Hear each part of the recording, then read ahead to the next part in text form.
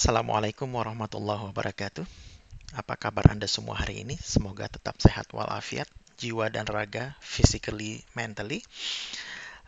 Saya Delil Khairat dari Kuala Lumpur kembali hadir dengan update lockdown Malaysia harian melalui YouTube channel di Khairat TV. Hari ini update untuk Rabu 29 April 2020 bertepatan dengan 6 Ramadan 1441 Hijriah. Sudah 6 hari kita berpuasa bagi umat Islam. Dan ini adalah hari ke-43 pelaksanaan PKP, Perintah Kawalan Pergerakan di Malaysia. Juga merupakan hari pertama untuk fase keempat dari PKP. Setiap fasenya ada 14 hari. Fase keempat ini akan berakhir nanti 12 Mei 2020 dan kita belum tahu apakah akan berlanjut atau memang akan berhenti hingga di situ. Seperti biasa, tentu kita akan membahas statistik hari ini, dan ada kejutan untuk statistik Malaysia hari ini setelah selama beberapa hari cukup mendatar, artinya trennya sudah bisa ditebak, cukup membosankan, tapi hari ini ada kejutan. Mari kita lihat bersama di mana kejutannya itu. Ini adalah dashboard harian yang dirilis oleh Kementerian Kesehatan Malaysia untuk 29 April 2020. Ada 5.945 total confirm case di seluruh Malaysia. Terbagi ke dalam 3 kategori. Jumlah kematian tetap 100, tidak ada penambahan kematian pada hari Rabu, sehingga fatality rate adalah berada pada 1,71%. 1,71%. Kemudian yang sembuh sudah mencapai 4.087 orang dengan tambahan 55 kesembuhan pada hari Rabu. Itu setara dengan recovery rate 68% lebih. Jadi dari fatality dan recovery rate kelihatan memang statistik Malaysia sangat baik, jauh lebih baik daripada global fatality rate dan recovery rate. Global fatality rate saat ini berada di level 7,13%. Malaysia hanya 1,7%. Recovery rate global baru 30,48%. Malaysia sudah 68%, lebih dari 2 kali lipatnya. Sisanya jumlah case aktif yang masih dirawat di berbagai fasilitas kesehatan Malaysia ada 1.758 orang. 1.758 orang. Nah, kejutan hari ini adalah case baru confirm positif, yaitu 94. Jadi pertama kali untuk beberapa hari, bahkan dalam 3 minggu terakhir sebenarnya, hampir selalu case sembuh lebih besar daripada case confirm baru. Tetapi hari ini terjadi kejutan di mana case baru lebih tinggi daripada case sembuh baru. Dan angka 94 ini kalau dibandingkan hari sebelumnya, ini lebih dari 3 kali lipat. Karena pada tanggal 28 April, case confirm baru hanya 31 dan sekarang 94. Nah, ini kejutannya. Lalu dari mana datangnya 94 ini? Apa yang terjadi? Dan mari kita lihat. Sebelum itu, Anda juga tentu notice bahwa ada grafik di atas ini, tambahan baru informasi untuk dashboard. Lagi-lagi ini memperlihatkan betapa Malaysia kurvanya sudah sangat bagus. Kumulatif case Anda lihat mulai mendatar, kemudian case sembuh juga demikian terus menaik, tentu bagus. Kemudian yang case aktif menurun. Jadi memang berjalan ke arah yang diharapkan. Anda sudah familiar juga, maka ini adalah hari pertama fase keempat dari MCO atau PKP. Unfortunately, yang confirm positif baru lebih banyak daripada yang sembuh. Sekarang mari kita lihat dari mana datangnya yang confirm positif baru yang sedemikian besar itu. Dalam penjelasannya kepada pers kemarin pada tanggal 29 April 2020, Direktur Jenderal Kementerian Kesehatan Malaysia Datuk Dr. Nur Hisam Abdullah mengatakan bahwa dari 94 eh, 94 confirm case baru itu sebenarnya hanya 22 saja yang merupakan hasil dari transmisi lokal Malaysia. Sementara 72 lainnya merupakan kasus import. Jadi berasal dari negara lain. Dari mana datangnya kasus impor ini? Ternyata semuanya ke-72 orang itu adalah dari Indonesia. Nah, sekarang mari kita lihat dari mana sesungguhnya Indonesia, karena Datuk Dr. Hisham waktu itu tidak mengatakan dari mana tepatnya Indonesia, hanya mengatakan mereka adalah warga negara Malaysia dan pelajar Malaysia yang baru dipulangkan dari Indonesia, jadi baru dievakuasi. Jadi dari mana mereka sesungguhnya? Maka mungkin ini jawabannya. Ini adalah apa namanya dugaan saya, tapi dugaan yang sangat kuat sebenarnya bahwa 72 confirm case baru yang dari Indonesia itu adalah santri-santri asal Malaysia yang baru dipulangkan dari Magetan. Mereka nyantri di Magetan, terutama pesantren Al-Fatah di Desa Temboro di Magetan. Dan pada tanggal 27 April hari Senin yang lalu ada 124 santri asal Malaysia dipulangkan oleh pemerintah Malaysia. Jadi dalam hal ini Kedutaan Besar Malaysia di Indonesia bekerja sama dengan Pemda Magetan dan Pemda Provinsi Jawa Timur. Maka 124 orang diangkut dengan 10 bis dari Magetan ke Surabaya, dan di Surabaya sudah menunggu pesawat Malaysia Airlines untuk mereka dipulangkan ke Malaysia. Pada saat itu dilaporkan bahwa sebenarnya ada 164 siswa atau santri Malaysia yang masih berada di Magetan, di Temboro Magetan. Tetapi setelah dilakukan rapid test dan tes swab, ternyata ada 30 orang yang positif, sehingga yang 30 orang itu 40 orang, 40 orang itu tetap ditinggalkan di Magetan untuk diisolasi dan dilakukan perawatan. Sementara hanya 124 yang hasil rapid test mereka negatif, maka mereka dipulangkan ke Malaysia pada hari Senin 27 April dengan tetap mengikuti protap COVID-19, menjaga jarak dan sebagainya, bis hanya diisi setengah dan sebagainya, sehingga untuk mengangkut 124 orang mereka memerlukan 10 bis gitu ya. Nah, mereka ini yang kemudian dipulangkan ke Malaysia dan sudah menjadi keputusan Malaysia sebulan terakhir bahwa semua pendatang dari luar negeri akan segera dikarantina di pusat-pusat karantina yang disediakan pemerintah, dan itu tentu mereka akan dites apakah mereka positif atau negatif COVID-19. Nah, ternyata dari 124 orang itu ada 72 yang confirm positif. Jadi di Malaysia.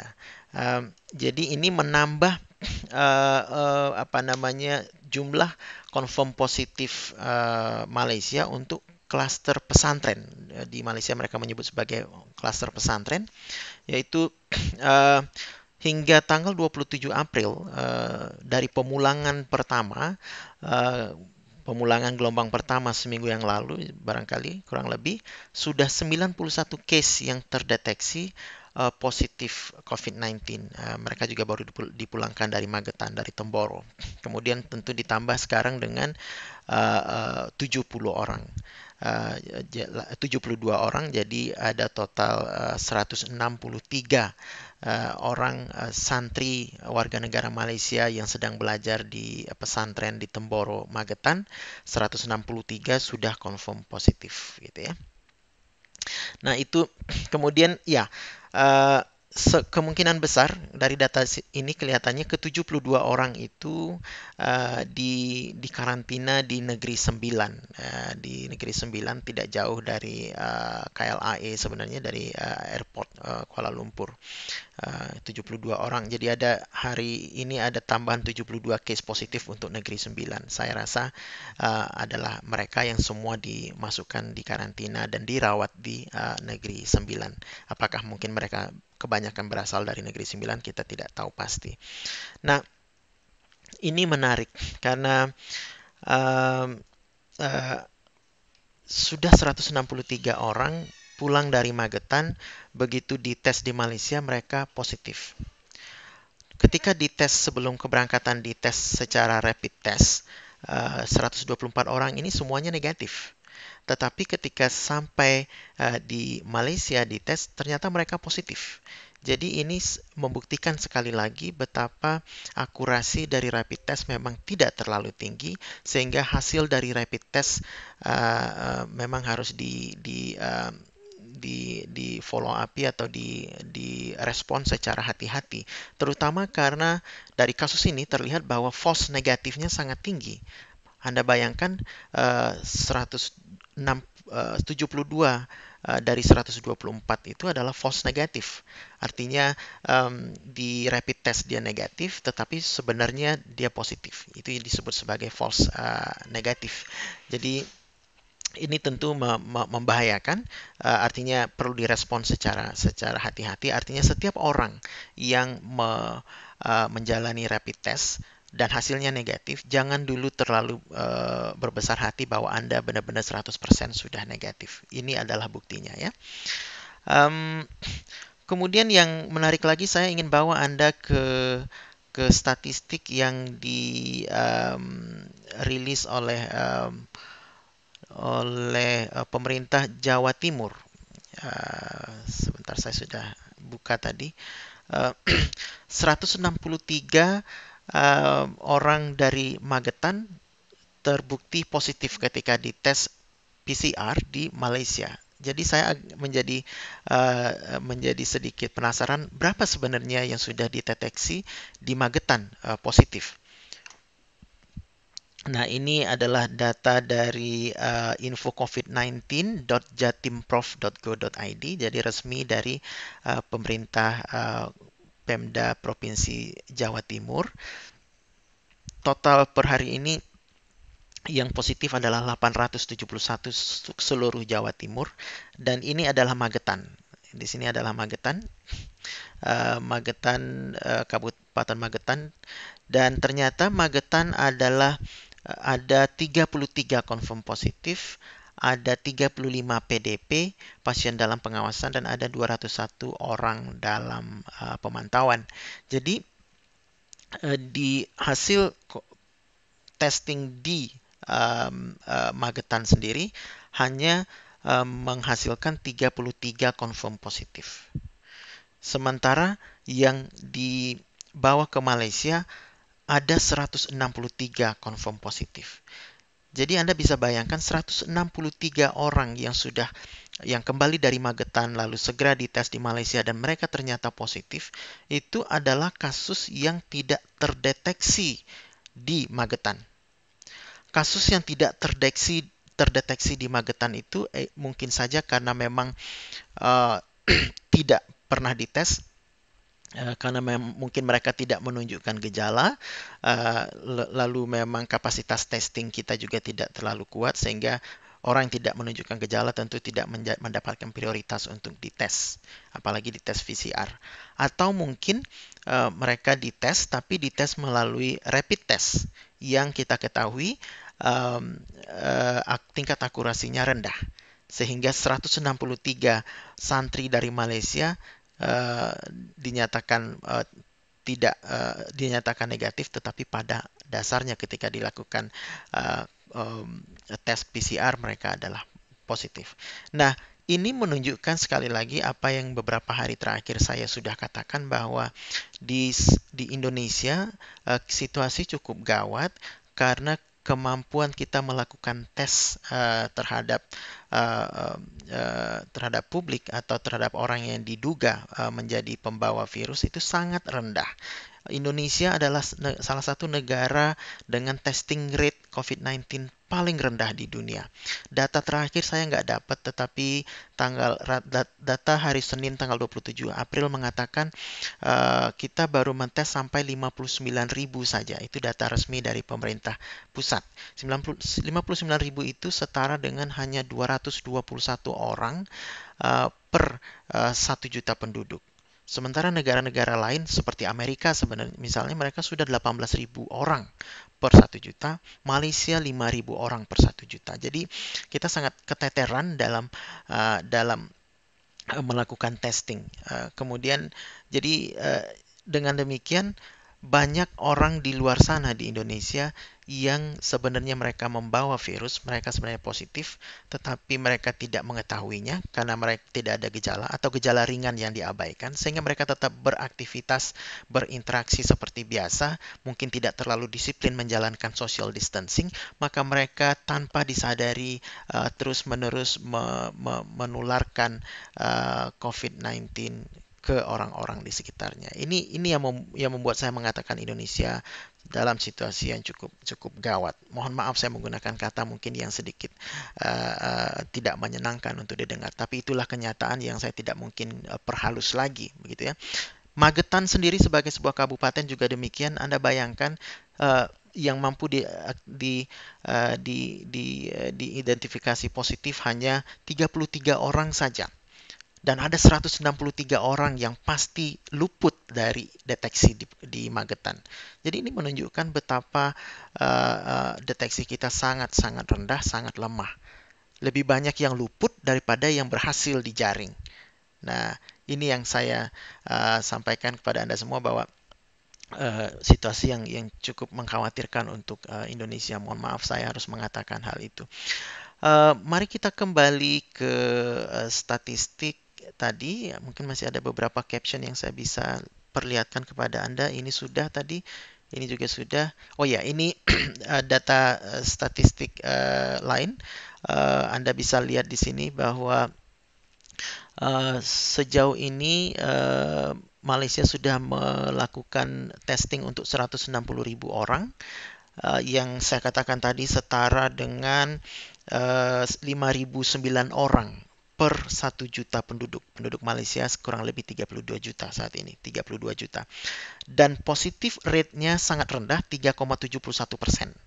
Jauh di bawah benchmark 10% yang dibuat oleh WHO, bahwa apabila positif rate-nya sudah di bawah 10%, maka itu memperlihatkan, menunjukkan bahwa testing yang dilakukan suatu negara atau suatu wilayah sudah representatif. Artinya kebanyakan yang positif sudah terjaring, hanya sedikit saja yang mungkin masih berkeliaran di luar tanpa terdeteksi. Oke, itu adalah statistik Malaysia dan pembahasan kita mengenai tambahan lonjakan tambahan kasus confirm kasus positif di Malaysia yang ternyata 72 orang dari 94 orang merupakan import cases, sementara yang lokal cuma 22 orang tambahan. Jadi kalau kita ingin menilai efektivitas dari lockdown maupun penelusuran aktif yang dilakukan oleh Malaysia di dalam negerinya, maka bisa dikatakan tidak ada perubahan pola, tidak ada perubahan tren, karena yang bertambah dari transmisi lokal hanya 22 dan masih di bawah, jauh di bawah case kesembuhan baru 55. Jadi kemarin itu spesial karena ada tambahan imported cases 72 orang. Oke, ini statistik global Anda bisa lihat 3,19 juta orang sudah terinfeksi seluruh dunia. 227.000 lebih sudah meninggal, setara dengan fatality rate 7,13. Ini meningkat sedikit karena sehari sebelumnya masih berada di sekitar 6,95, sekarang sudah 7,13%. Recovery rate sementara itu 30,48%, hampir 1 juta orang seluruh dunia sudah sembuh. Dan kemudian Amerika sudah melakukan testing untuk lebih dari 6 juta orang, setara dengan 18.372 per 1 juta populasi. Populasi Amerika saat ini sekitar 328 juta. Kemudian lebih dari 1,37 juta, 1,03 juta orang positif, berarti positif rate untuk USA adalah 17,21%, masih sangat tinggi. Jadi oleh karena itu Amerika terus menggenjot secara gencar testing COVID-19. Kalau kita lihat trennya dari beberapa hari terakhir, sehari itu Amerika bisa melakukan testing antara 200.000 hingga 500.000 orang, hingga setengah juta orang per hari. Sementara Malaysia per harinya itu kurang lebih, kalau dilihat dari 4-5 hari terakhir, paling tidak mereka melakukan rata-rata 7.000 atau 8.000 testing per hari. Jadi Malaysia 7-8 ribu, Amerika Serikat betul-betul masif 200 hingga 500.000 orang per hari. Kita masuk ke peta sebaran atau data statistik terbaru dari Indonesia melalui covid19.go.id, data resmi nasional yang dikelola oleh Gugus Tugas Percepatan Penanggulangan COVID-19. Per hari ini 9.771, penambahan kasus baru 260, bagus karena sebelumnya ada 400-an lebih kalau saya tidak salah. Meninggal juga cukup bagus karena 784 yang resmi, ya, meninggal yang resmi, berarti 8,02% fatality rate. Kesembuhan juga meningkat, kemarin sekitar 13, sekian persen recovery rate, sekarang sudah 14,2% recovery rate. Jadi steadily mulai bagus, walaupun secara umum tren masih menaik, tetapi Anda lihat bahwa ini adalah confirm case, masih menaik sedikit, tapi mulai agak merata di sini. Namun ada volatility yang cukup tinggi. Jadi ini volatility ini kita nggak tahu apakah memang actual pergerakan harian atau hanya pergerakan delay reporting. Itu juga mungkin bisa berpengaruh.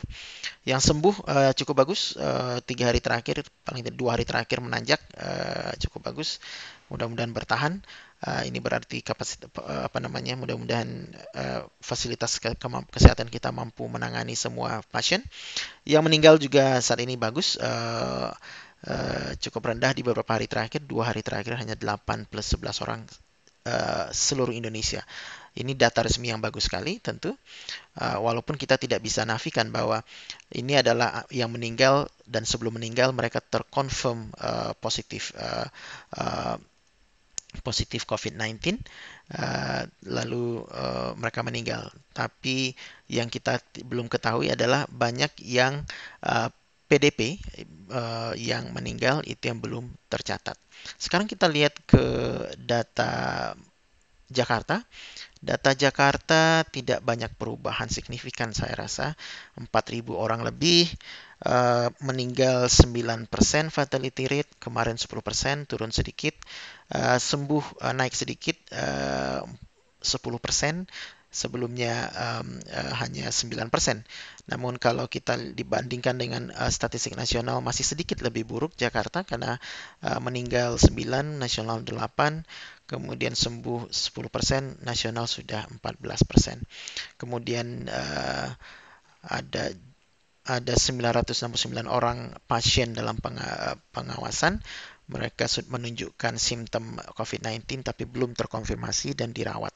Jadi kurang lebih fasilitas kesehatan di Jakarta saat ini merawat sekitar 3.000 orang pasien terkait COVID-19, baik terkonfirmasi 2002 maupun yang belum terkonfirmasi. Alright, kita lihat yang menarik lagi. Ini sabar, ini hanya delay loading. Oke. Mungkin yang menarik adalah, ya, jadi ini kurva Jakarta. Anda lihat bahwa kumulasi tentu naik terus karena ini kumulatif. Kemudian ya, yang aktif, kasus aktif juga masih naik, ya, belum belum sedikit mendatar di sini, tapi tentu belum bisa diambil kesimpulan, hanya baru 1 hari. Penambahan kasus harian ya turun dan membuat kita cukup senang, lalu ternyata naik lagi, lalu alhamdulillah turun lagi. Mudah-mudahan bertahan terus, confirm positifnya turun.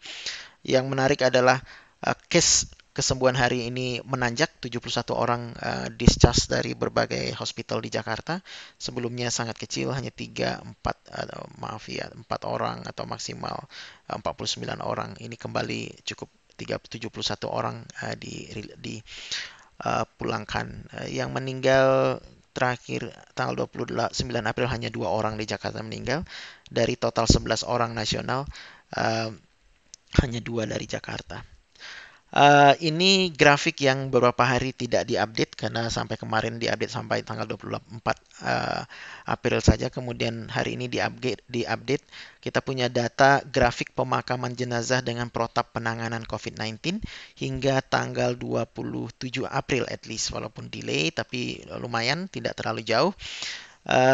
Pada tanggal 25 ada 50 orang, kemudian 33 orang, lalu 45 orang. Itu adalah jumlah orang per hari yang dimakamkan di Jakarta menggunakan protap atau SOP COVID-19. Jadi mereka dimakamkan segera dalam 4 jam setelah kematian dengan disemprot desinfektan, dibungkus, dibalut dengan plastik dan sebagainya, dan tidak boleh dihadiri pemakamannya oleh anggota keluarga, hanya dilakukan pemakaman oleh petugas dari kesehatan dari rumah sakit. Sehingga total hingga sejak 2 Maret 2020 hingga 27 April, maaf, sudah 1.798 orang, 1.798 orang yang dimakamkan dengan protap COVID-19. Berarti mereka ini ada yang terkonfirmasi, ada yang tidak terkonfirmasi. Jadi hampir 1.800 yang terkonfirmasi hanya, terkonfirmasi hanya 381. Jadi mungkin ada 1.400-an yang tidak terkonfirmasi. Mereka statusnya PDP, diduga kuat COVID-19, hasil tes belum keluar tapi keburu meninggal. Itu barangkali update statistik untuk hari ini. Mari saya lihat catatan saya, apalagi yang perlu saya laporkan. Oke, sebelum kita akhiri update hari ini, bahwa tambahan informasi dari Malaysia adalah mulai kemarin diumumkan bahwa ada sedikit kelonggaran untuk pergerakan, di mana sejauh ini hanya 1 orang dalam sebuah mobil boleh keluar berkeliaran, bukan berkeliaran, tapi untuk tujuan tertentu, misalnya untuk berbelanja atau mungkin untuk pergi ke suatu tempat yang memang perlu ke rumah sakit, ke apotek dan sebagainya. Hanya 1 orang 1 mobil. Tapi per hari ini sudah diumumkan diberi kelonggaran, bisa 2 orang 1 mobil, 1 kereta. Di sini mobil disebut kereta. 2 orang itu tapi harus berasal dari 1 rumah yang sama. Apakah suami istri, suami dan anak, istri dan anak dan sebagainya. Jadi itu syaratnya, dan tetap mereka hanya boleh berkeliaran atau berbelanja atau melakukan apapun aktivitas di luar dalam radius 10 km dari tempat mereka tinggal, gitu ya. Kecuali memang apa yang mereka perlukan, misalnya layanan kesehatan, tidak tersedia dalam radius itu. Kemudian ada informasi baru juga bahwa di Malaysia sudah ada 1 bayi baru lahir yang juga ternyata terkonfirmasi positif. Ini karena ibunya yang melahirkan adalah terkonfirmasi positif sebelumnya, dan bayi ini terkonfirmasi positif dalam ketika berumur 18 hari setelah lahir. Jadi belum bisa dipastikan apakah bayi ini terinfeksi ketika masih di dalam kandungan atau apakah setelah berada di luar. Itu mungkin informasinya. Ya, itu saja saya pikir informasi paling penting untuk hari ini. Sebelum kita berpisah, pesan saya tetaplah stay at home, stay healthy, dan jangan kemana-mana, jaga jarak, jangan mudik, jangan balik kampung, jangan pulang kampung. Dan jangan lupa subscribe to channel di Khairat TV untuk daily update on COVID-19. Terima kasih, semoga bermanfaat. Wassalamualaikum warahmatullahi wabarakatuh.